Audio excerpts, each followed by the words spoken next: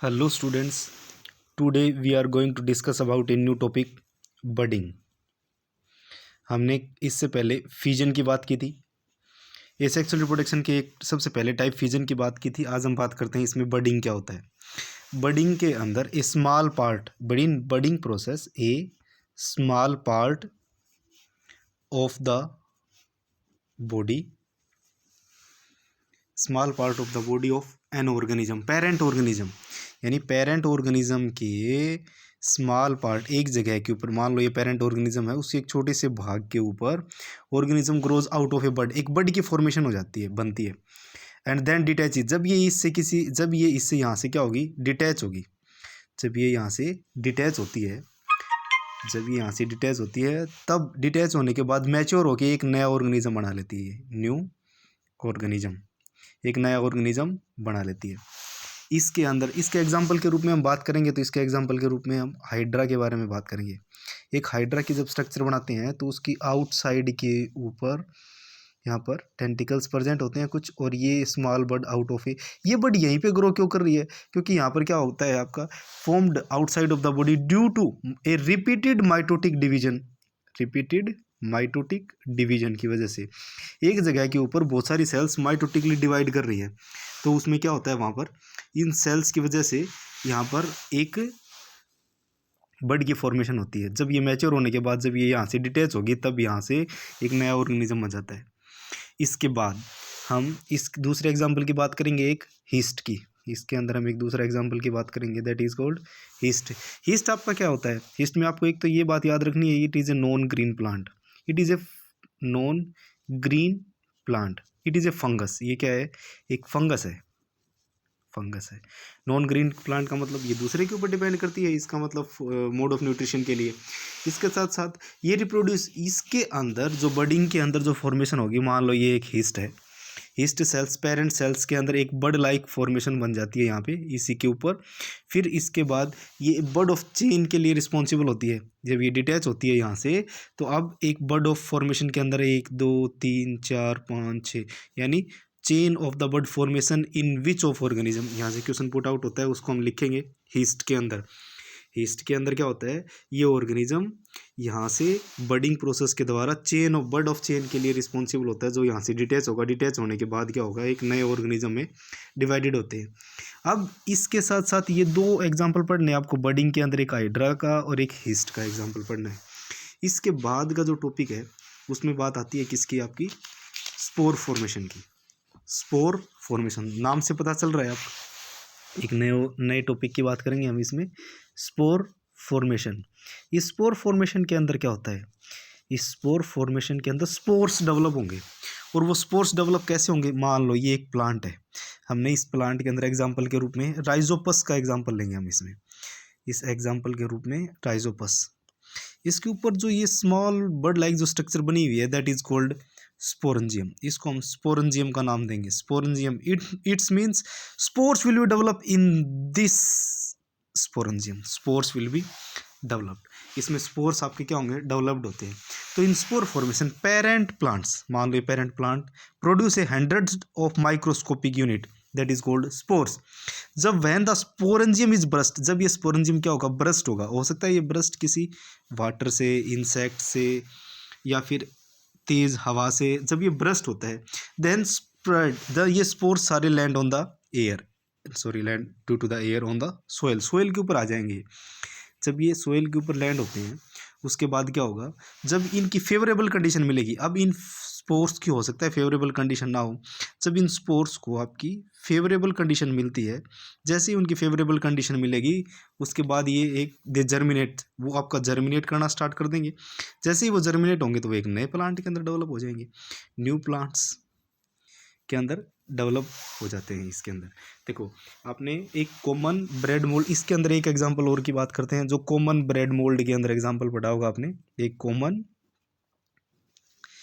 Bread mould का example.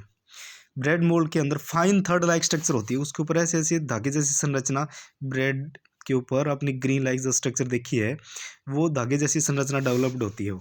That fine third like projection is called hyphae, उसको हम क्या बोलते हैं, हाइफी, आपको एक ये वर्ड यहाँ से याद रखना है। अब इसके अंदर hyphae which have knob like structure, hyphae के अंदर इसके ऊपर ये नोब लाइक जो स्ट्रक्चर होती है, इसके ऊपर जो स्ट्रक्चर प्रेजेंट होती है, इसको हम स्पोरेंजिया का नाम देंगे। ये मैंने आपको पहले भी बता दिया है कि इसको स्पोरेंजिया का नाम देंगे हम, क्योंकि इसके अंदर वो चीज़ डेवलप्ड होती है। जब हम इसके एग्जांपल्स के रूप में ब्रेड मोल्ड का एग्जांपल, ब्रेड मोल्ड फंगस के अंदर, एक एग्जांपल और भी दे रखा है फंगस का, इसके अंदर हम एग्जांपल के रूप में याद कर सकते हैं उसको, एक पेनिसिलियम, ये भी एक फंगस है। पेनिसिलियम में भी बहुत सारे आपके क्या होते हैं, स्पोर्स डेवलप होते हैं, इसके अंदर भी बहुत सारे आपके स्पोर्स हैं वो डेवलप्ड होते हैं यहाँ पे, ठीक है। और पेनिसिलियम, और इस पेनिसिलियम से हम बात करें तो एक पेनिसिलिन, पेनिसिलिन पहली एंटीबायोटिक बनाई गई थी, फर्स्ट एंटीबायोटिक जो आपकी एक फंगस से डेवलप्ड हुई थी, इस फंगस से डेवलप हुई थी आपकी एक फर्स्ट एंटीबायोटिक।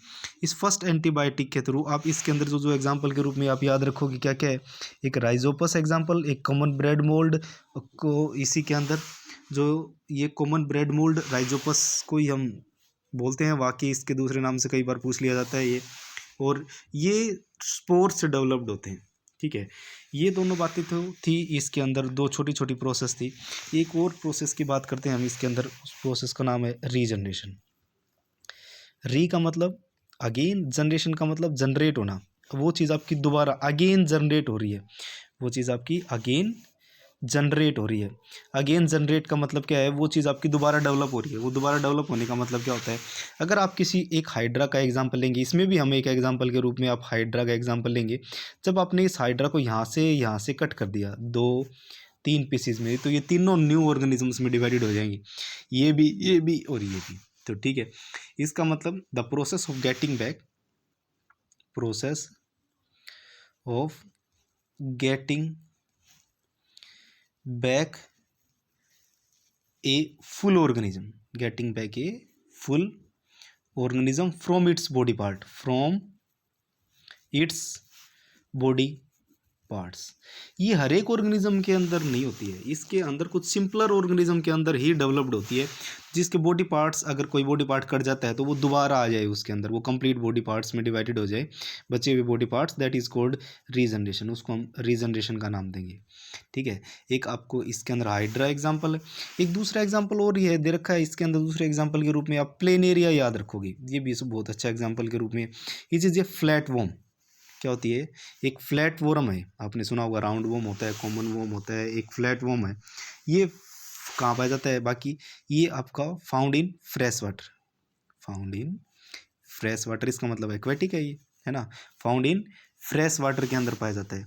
और इसके अंदर जनरेशन पावर किसकी होती है, रीजनरेशन पावर होती है, इसको भी आप बॉडी पार्ट्स अगर कट कर देते हैं तो ये भी अपना एक नए ऑर्गेनिजम्स के अंदर क्या हो जाता है, डेवलप्ड हो जाता है, ठीक है, जिसको आप ग्रोथ एंड डेवलपमेंट का नाम दे सकते हैं। इसके अंदर ग्रोथ भी हो सकती है और कंप्लीट डेवलपमेंट भी हो सकता है, ग्रोथ एंड डेवलपमेंट, ये दोनों पूरी प्रोसेस आपकी क्या होती हैं, इसमें कंप्लीट होती है। ये हमें तीन टॉपिक पढ़े हैं, एक तो बर्डिंग के अंदर एग्जांपल पढ़ोगे आप, जो getting back of full detach of organism from their bud, जो पेरेंट ऑर्गेनिज्म से वो बर्ड डिटैच होती है, डिटैच होने के बाद एक बड़ी एक नई ऑर्गेनिज्म का रूप ले लेती है। एक स्पोर फॉर्मेशन होता है, स्पोर फॉर्मेशन के अंदर आपने ये पढ़ा है कि वो ऑर्गेनिजम्स आपका कॉमन ब्रेड मोल्ड के अंदर राइजोपस में, स्पोरेंजियम में बहुत सारे स्पोर्स डेवलप होते हैं। और रीजनरेशन पावर के अंदर आपने क्या पढ़ा है कि वो getting back full of organism, वो ऑर्गेनिज्म गेटिंग बैक, वो दोबारा ऑर्गेनिज्म कंप्लीटली डेवलप हो जाता है। अगर आप बॉडी पार्ट्स को उसको कट कर देते हो तो जितने बॉडी पार्ट आपने कट किए हैं वही ऑर्गेनिज्म एक नए ऑर्गेनिज्म के अंदर डिवाइडेड हो जाएगा, सारे बॉडी पार्ट्स। लेकिन ये सिंपलर ऑर्गेनिज्म के अंदर होकर होता है, सबसे इंपॉर्टेंट बात है ये, सिंपलर ऑर्गेनिजम्स के अंदर ये चीज़ आपकी क्या होती है, डेवलप होती है। कल हम बात करेंगे इसके अंदर नेक्स्ट तीन प्रोसेस की, दैट इज फ्रेगमेंटेशन और वेजिटेटिव प्रोपगेशन। Okay guys.